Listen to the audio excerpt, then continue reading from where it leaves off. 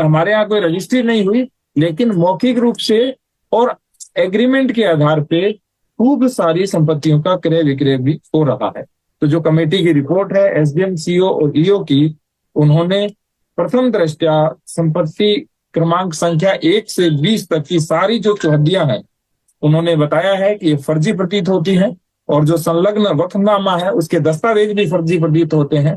और सबसे बड़ी बात, इसके संबंध में आगे की कार्रवाई कप्तान साहब के माध्यम से हम करेंगे, और जो भी विधिक कार्रवाई और वैधानिक कार्रवाई होगी वो की जाएगी।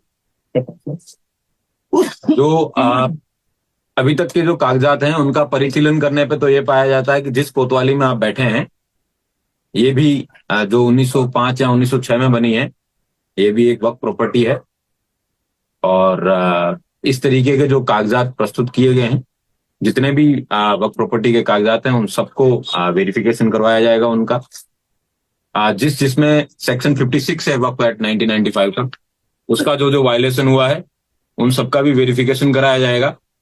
और जहां जहां पे इसके वायलेशन को पाया जाएगा और फर्जीवाड़े करके, डॉक्यूमेंट करके, एग्रीमेंट करके जो एक्सचेकर को भी जो लॉस हो रहा है, ये बेनामे कराए जा रहे हैं, जिसका कोई लीगल सेंटिटी बेनामे के तौर पे, जो सेल डीड के तौर पे होना चाहिए वो नहीं है, उन सब में भी कार्रवाई की जाएगी। और इस पर्टिकुलर केस में जो रिपोर्ट एसडीएम, सीओ और ईओ ने दी है, उसके आधार पे एक अभियोग पंजीकृत किया जाएगा और आगे की विधिक कार्रवाई सुनिश्चित की जाएगी। सर, ये अभियोग किसके खिलाफ पंजीकृत करेंगे आप?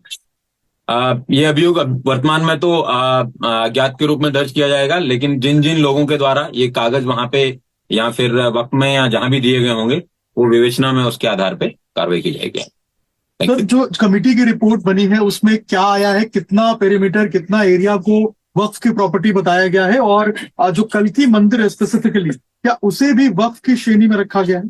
पूरा शहर ही है, 4 किलोमीटर का एरिया है, आसपास के गांव भी इसके अंदर वक्फ के रूप में दर्ज किए गए हैं।